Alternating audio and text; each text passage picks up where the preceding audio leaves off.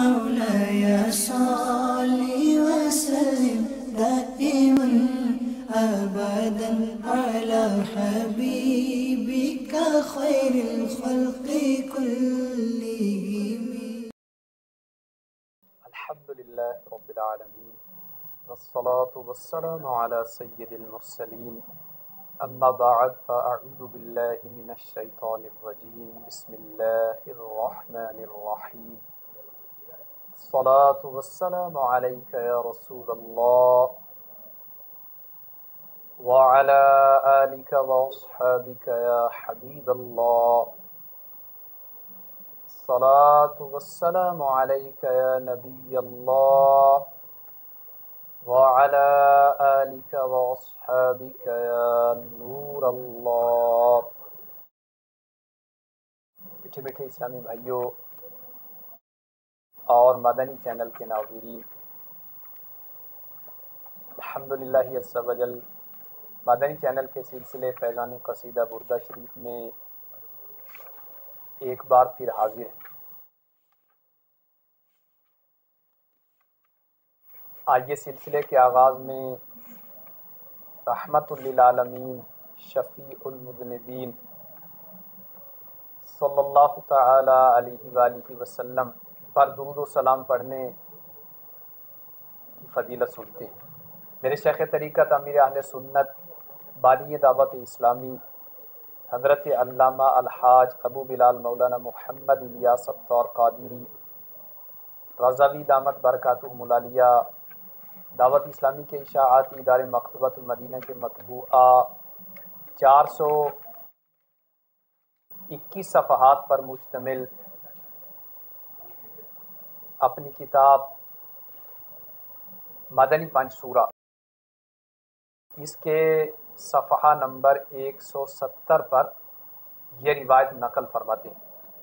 حضرت سیدنا انس رضی اللہ تعالی عنہ سے روایت ہے کہ تاجدار مدینہ قرار قلب و سینہ صلی اللہ تعالی علیہ وسلم نے ارشاد فرمایا، جو شخص یہ درود پاک پڑھے اگر کھڑا تھا تو بیٹھنے سے پہلے اور بیٹھا تھا تو کھڑے ہونے سے پہلے اس کے گناہ معاف کر دیے جائیں۔ اور الحمدللہ عز و جل یہ درود پاک دعوت اسلامی کے ہونے والے ہفتہ وار سنتوں بھرے اجتماعات میں پڑھائے جانے والے درود پاک کے سیغوں میں سے بھی ایک سیغہ ہے۔ اللہم صلی علی سیدنا و مولانا محمد وعلی آلہ وسلم۔ تو جو کوئی اس درود پاک کو پڑھے کھڑا تھا تو بیٹھنے سے پہلے، بیٹھا تھا تو کھڑے ہونے سے پہلے اس کے گناہ معاف کر دیے جائیں۔ میٹھے میٹھے اسلامی بھائیوں اور مدنی چینل کے ناظرین، قصیدہ بردہ شریف کی 9ویں فصل جو کہ قرآن پاک سے پیارے آقا صلی اللہ تعالی علیہ وسلم کے اوصاف کے بیان میں، اس سے ہم برکتیں حاصل کر رہے ہیں۔ تو قصیدہ بردہ شریف کی 9ویں فصل کا بیان جاری ہے۔ آج کے سلسلے میں انشاءاللہ عز و جل قصیدہ بردہ شریف کے شعر نمبر 101 کے حوالے سے ہم کچھ سنیں گے۔ صاحب قصیدہ بردہ شریف کے شعر نمبر 101 میں فرماتے ہیں، کأنہا الحول تبیض الوجوہ بی من العصاة وقد جاؤوہ کالحمم۔ کأنہا کا مطلب ہے گویا کہ وہ آیات، یعنی قرآن پاک کی گویا کہ وہ آیات الحوض حوض کوثر ہے، تب ید الوجوہ کہ چہرے سفید ہو جاتے ہیں، بھی اس حوض میں غسل کرنے سے۔ من العصاة، عصاة عاصی کی جمع ہے جس کا مطلب گنہگار۔ وقد جاؤوہ، اور بے شک لاتے ہیں وہ، کأنہا الحوض تبیض الوجوہ بی من العصاة وقد جاؤوہ کالحمم۔ قد جاؤوہ، بے شک لاتے ہیں وہ، اس کے پاس یعنی حوض کے پاس. کل حمم اس کا مطلب ہے کوئلے، اور یہ حمتن کی جمع ہے. حمن کوئلے یا راکھ کو کہا جاتا ہے. تو اس پورے شعر کا مطلب یہ ہے کہ آیات الہیہ، قرآن عظیم کی مقدس آیات گویا ایسا حوض کوثر ہے کہ جس میں غسل کرنے سے چہرے اجلے ہو جاتے ہیں ان گنہگاروں کے کہ جو کوئلے کی طرح جھلسے ہوئے. تو وہ گنہگار کے جو کوئلے کی طرح جھلسے ہوئے ہیں ان کے چہرے قرآن پاک کی آیات کے حوض میں غسل کرنے سے سفید ہو جاتے ہیں، اجلے ہو جاتے ہیں. تو میرے میٹھے میٹھے اور پیارے اسلامی بھائیوں اور مدنی چینل کے ناظرین، اس شعر میں لفظ حوض پر جو الف لام ہے یہ عہد ذہنی کا ہے، اس لیے کہ یہاں حوض سے مراد حوض کوثر ہے، اور قرآن پاک کی آیات کو حوض کوثر سے جو تشبیہ دی گئی ہے یہ مجازن ہے. تو حوض کوثر کیا ہے؟ پیارے آقا صلی اللہ تعالی علیہ وآلہ وسلم کا فرمان عالی شان ہے حوضی مسیرۃ شہر، کہ میرا حوض ایک ماہ کی مسافت پر ہے. وزوایاہ سواء، اور اس کے گوشے، اس کے کنارے برابر ہے. وماؤہ اشد بیاضا من اللبن، اور اس کا پانی دودھ سے زیادہ سفید. وریحہ اطیب من المسک، اور اس کی خوشبو مشک سے زیادہ معطر ہے. وکیزانہ اکثر من نجوم السماء، اور اس حوض کوثر کے برتن آسمان کے ستاروں سے زیادہ ہے. پھر فرمایا من شرب منہ لم یظمأ ابدا، تو جو اس حوض کوثر سے پی لے گا تو پینے کے بعد وہ کبھی بھی پیاسا نہیں ہوگا. تو ہو سکتا ہے کسی کے ذہن میں یہ سوال آئے کہ حوض کوثر تو جنت سے پہلے ہے، اگر حوض کوثر سے پی لیا تو پیاس کبھی بھی نہیں لگے گی، تو جنت میں پینا کیسا ہوگا؟ تو علماء کرام فرماتے ہیں جنتیوں کا پینا یہ تلذذ کے لیے ہوگا، لذت حاصل کرنے کے لیے ہوگا، ورنہ جو حوض کوثر سے پی لے گا اس کو پیاس نہیں لگے گی. میرے میٹھے میٹھے اور پیارے اسلامی بھائیوں اور مدنی چینل کے ناظرین، اب رہا یہ سوال کہ میدان حشر میں حوض پہلے آئے گا یا پل صراط، تو اس میں اختلاف ہے. علامہ قرطبی رحمۃ اللہ علیہ فرماتے ہیں کہ حوض سے پہلے پل صراط آئے گا، لیکن صحیح قول یہ ہے کہ قیامت کے دن حوض پہلے آئے گا اور پل صراط بعد میں. چنانچہ امام غزالی رحمت اللہ تعالی علیہ کہتے ہیں کہ وہ علماء جو اس طرف گئے ہیں کہ حوض پل صراط کے بعد آئے گا تو ان کا یہ قول درست نہیں. امام غزالی علیہ رحمت اللہ الوالی فرماتے ہیں کہ حوض کوثر یہ پہلے آئے گا اور پل صراط اس کے بعد آئے گا. اور اس کی وجہ یہ بیان فرماتے ہیں کہ حوض یہ پل صراط سے مقدم ہے، اس لیے کہ لوگ قبروں سے پیاسے اٹھیں گے اور ان کی پیاس بجھانے کی صورت یہی ہو سکتی ہے کہ پہلے ان کو حوض پہ لایا جائے.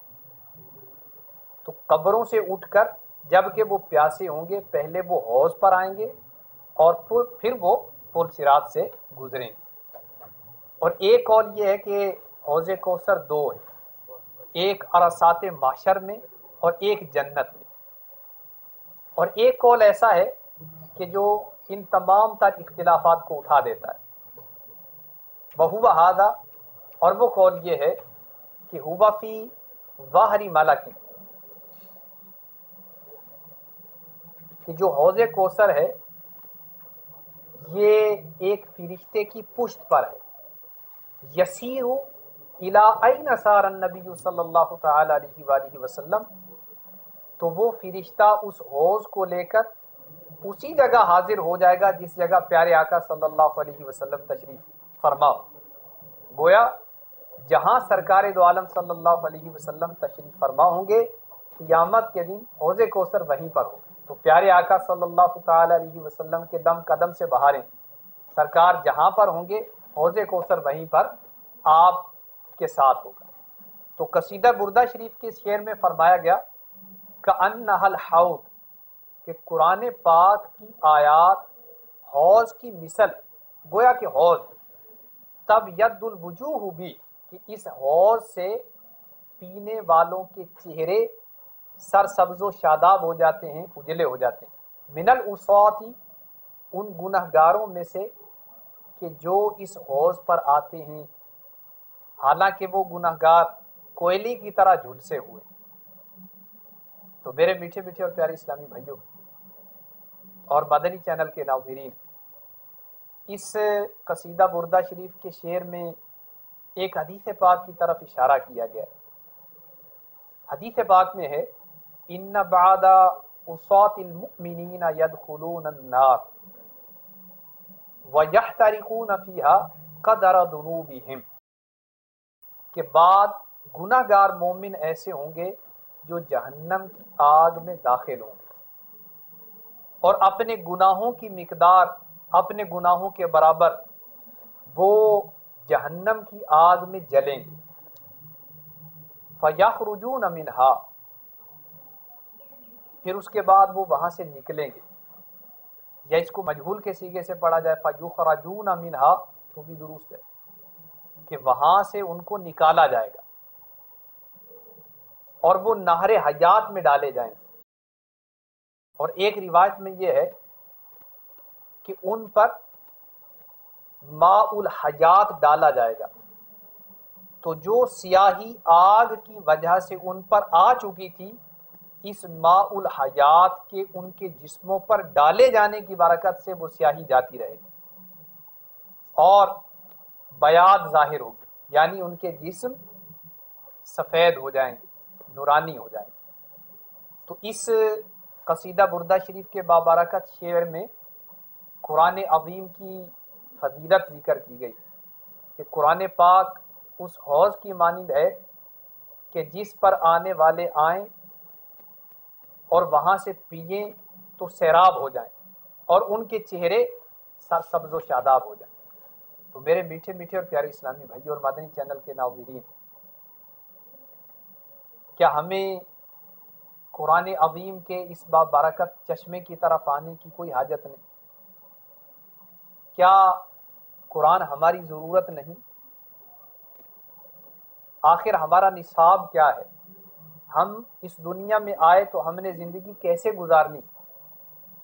تو میرے میٹھے میٹھے اور پیارے اسلامی بھائیوں، ہمارا نصاب ہمارا قرآن ہے. ہمارا زندگی گزارنے کا اصول ہمارا قرآن ہے. ہمارے پاس قوانین قرآن کی صورت میں موجود ہیں. تو خوش قسمت شخص ہے وہ کہ جو قرآن پاک کا دامن تھام لیتا ہے اور اس کی تعلیمات پہ عمل کرتا ہے. اور کتنا محروم ہے وہ شخص کہ جو قرآن عظیم کی تعلیمات کو پس پشت ڈال دیتا ہے. تو خوش قسمت وہ ہے کہ جو قرآن عظیم کی تعلیمات پر عمل پیرا رہے، اور محروم وہ ہے کہ جو قرآن عظیم کی تعلیمات سے دور ہٹتا جائے. تو ہمیں اپنا جائزہ لینا ہے کہ ہمارے شب و روز، ہمارے معمولات یہ قرآن عظیم کی تعلیمات کے مطابق ہیں یا نہیں. تو قرآن عظیم، اس کی تلاوت کرنے والا، اس کی تعلیمات پہ عمل کرنے والا کیسی کیسی برکتیں پاتا ہے. آئیے سنیے. ایک حدیث پاک میں ہے من قرأ القرآن، کہ جس نے قرآن کو پڑھا، وعمل بما فیہ، اور جو کچھ قرآن میں ہے اس پر عمل کیا، البسا والداہ تاجا یوم القیامہ ضوءہ احسن من ضوء الشمس، تو ایسے شخص کے ماں باپ کو قیامت کے دن ایک ایسا تاج عطا فرمایا جائے گا کہ جس کی روشنی اور چمک سورج کی روشنی سے بھی زیادہ ہو. تو سورج کی روشنی سے بھی اس تاج کی روشنی زیادہ حسین ہوگی. اور وہ تاج کس کو پہنایا جائے گا؟ اس شخص کے ماں باپ کو پہنایا جائے گا کہ جو قرآن پاک کی تعلیمات پر عمل کرتا ہے. تو میرے میٹھے میٹھے اور پیارے اسلامی بھائی اور مدنی چینل کے ناظرین، قرآن پاک کی تلاوت کرنے والا، اس پر عمل کرنے والا، اس کے ماں باپ جب محروم نہیں، ان کا اتنا اکرام کیا جا رہا ہے، ان کو گویا پروٹوکول دیا جا رہا ہے، ان کا اعزاز کیا جا رہا ہے کہ ان کو قیامت کے روز نورانی تاج پہنایا جائے گا. تو خود اس تلاوت کرنے والے کو کتنے انعامات سے نوازا جائے گا. تو یہ انعامات تلاوت قرآن پاک کرنے سے حاصل ہوں گے. یہ فضائل و کمالات قرآن عظیم کی تعلیمات پر عمل کرنے سے حاصل ہوں گے. اے کاش کہ ہم قرآن پاک کی تلاوت کا ذہن بنا. تو قرآن پاک کی تلاوت کرنا کس قدر اجر و ثواب کا موجب ہے. آئیے آپ کی ترغیب و تحریض کے لیے دعوت اسلامی کے اشاعتی ادارے مکتبۃ المدینہ کی مطبوعہ مدنی پنج سورہ سے تلاوت کے کچھ فضائل آپ کی خدمت میں عرض کروں، کیونکہ فوائد سن کر انسان کی طبیعت اس کام کو کرنے کی طرف مائل ہو جاتی.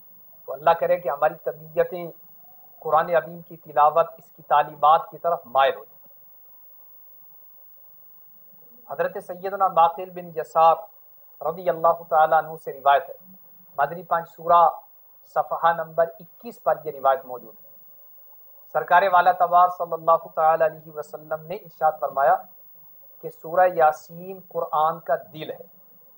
جو اسے اللہ کی رضا اور آخرت کی بہتری کے لیے پڑھے گا اس کی مغفرت کر دی جائے گی. اور ایک روایت میں یہ ہے کہ تورات میں سورہ یاسین کا نام مؤمہ ہے، کیونکہ یہ اپنے تلاوت کرنے والے کو دنیا و آخرت کی ہر بھلائی عطا کرتی اور دنیا و آخرت کی بلائیں اسے دور کرتی اور دنیا و آخرت کی ہول ناکیوں سے نجات بخشتی. اور اس کا نام، سورہ یاسین کا نام مدافعۃ القاضیہ بھی ہے، کیونکہ یہ اپنے تلاوت کرنے والے سے ہر برائی کو دور کر دیتی اور اس کی ہر حاجت پوری کرتی ہے. جس شخص نے اس کی تلاوت کی یہ اس کے لیے 20 حج کے برابر ہے، اور جس نے اس کو لکھا پھر اس کو پیا تو اس کے پیٹ میں 1000 دوائیں، 1000 نور، 1000 یقین، 1000 برکتیں اور 1000 رحمتیں داخل ہوں گی، اور اس سے ہر دھوکہ اور ہر بیماری دور ہو جائے گی. ایک اور روایت میں ارشاد فرمایا پیارے آقا صلی اللہ تعالی علیہ وسلم نے کہ میری خواہش ہے کہ سورہ یاسین میری امت کے ہر انسان کے دل میں. اور ارشاد فرمایا کہ جو شخص ہمیشہ ہر رات یاسین کی تلاوت کرتا رہا پھر مر گیا تو وہ شہید مرے گا. میرے میٹھے میٹھے اور پیارے اسلامی بھائی اور مدنی چینل کے ناظرین، یاسین شریف کی کتنی برکتیں. یہ فضائل سننے کے بعد تو منہ میں پانی آ جانا چاہیے اور اپنا تو ذہن بن جانا چاہیے کہ انشاءاللہ عز و جل ہم ہر روز سورہ یاسین شریف کی تلاوت کا معمول بنانے کی کوشش کریں. حضرت سیدنا برا بن عازب رضی اللہ تعالی عنہ روایت فرماتے ہیں، مدنی پنج سورہ صفحہ 37، ایک شخص سورہ کہف کی تلاوت کر رہا تھا. ان کے گھر میں ایک جانور بندھا ہوا تھا. اچانک وہ جانور بدکنے لگا. اس شخص نے دیکھا کہ ایک بادل نے اس کو ڈھانپا ہوا. اس شخص نے حضور اکرم نور مجسم صلی اللہ تعالی علیہ وسلم سے اس واقعے کا ذکر کیا. آپ صلی اللہ علیہ وسلم نے ارشاد فرمایا کہ اے فلاں تلاوت کیا کرو کہ یہ سکینہ ہے. سکینہ اطمینان، سکون. تو تلاوت کیا کرو، یہ تلاوت سکینہ ہے جو تلاوت قرآن کرتے وقت نازل ہوتا ہے.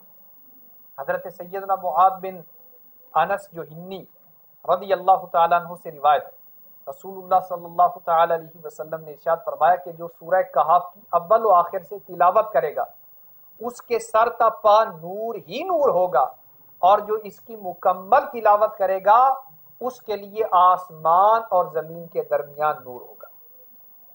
ایک روایت میں پیارے آقا صلی اللہ تعالی علیہ وسلم نے ارشاد فرمایا، مدنی پنج سورہ صفحہ 38، کہ جو سورہ کہف کی پہلی 10 آیتیں یاد کرے گا دجال سے محفوظ رہے گا، اور ایک روایت میں ہے کہ جو سورہ کہف کی آخری 10 آیتیں یاد کرے گا دجال سے محفوظ رہے گا۔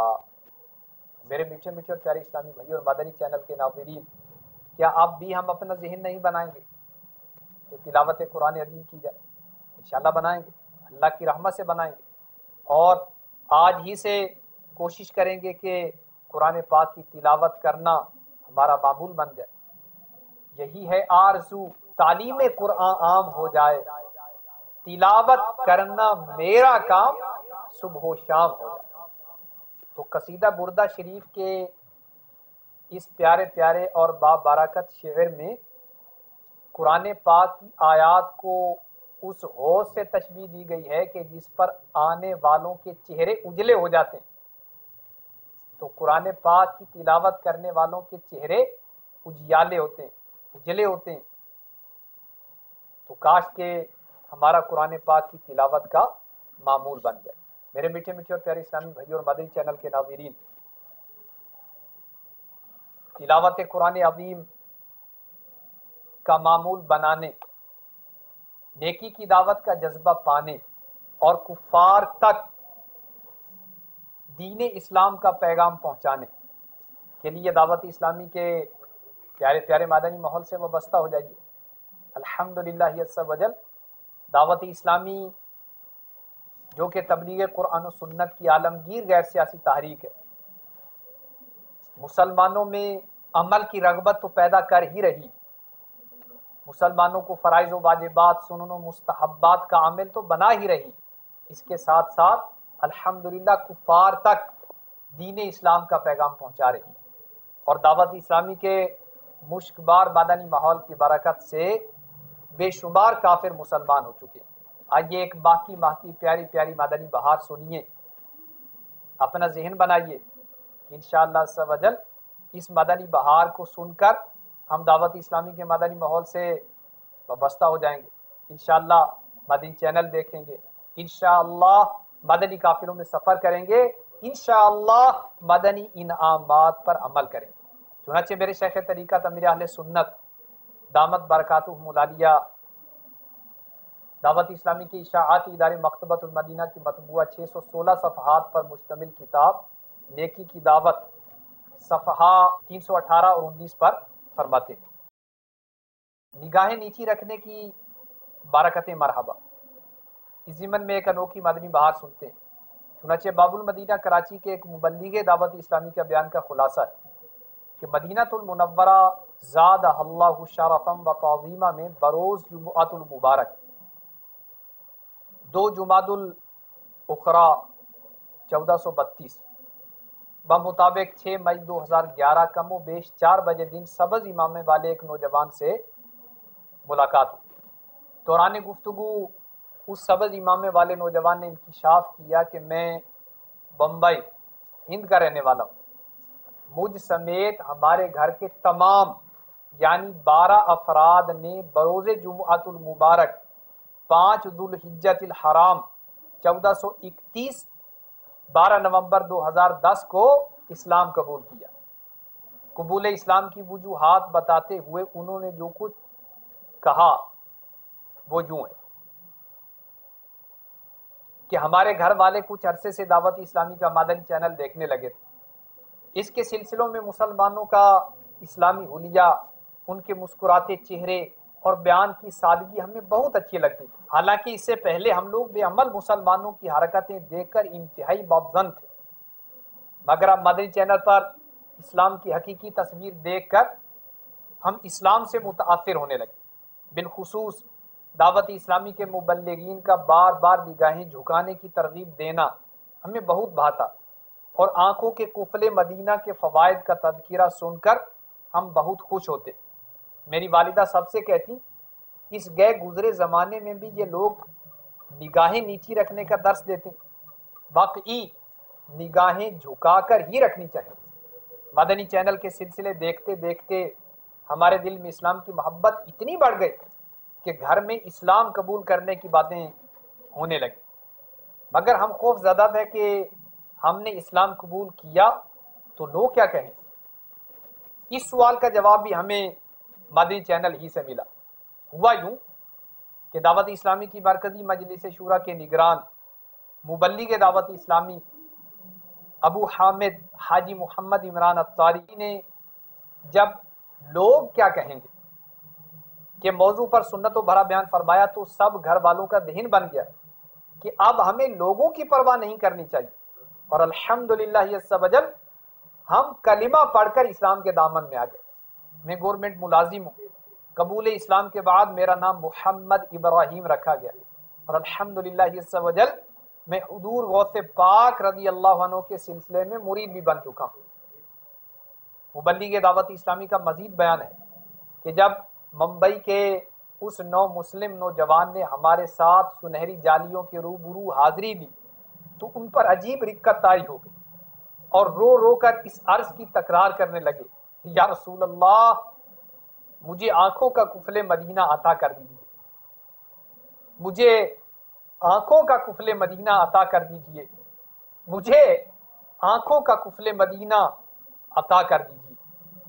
پھر انہوں نے گنبد خضرا کے سائے میں اپنے عزم کا اظہار کیا کہ انشاءاللہ عز وجل اب میں دیگر غیر مسلموں کو بھی دامن اسلام سے وابستہ کرنے کی بھرپور کوشش کروں گا. اللہ تعالیٰ انہیں اور ان کے طفیل ہم سبھی کو اسلام اور دعوت اسلامی کے مدنی ماحول میں استقامت نصیب فرمائے.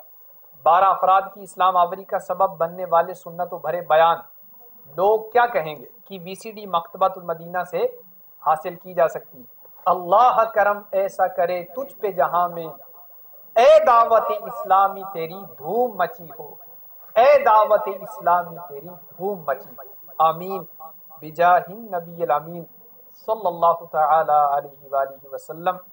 صلو علی الحبیب صلی اللہ تعالی علی محمد.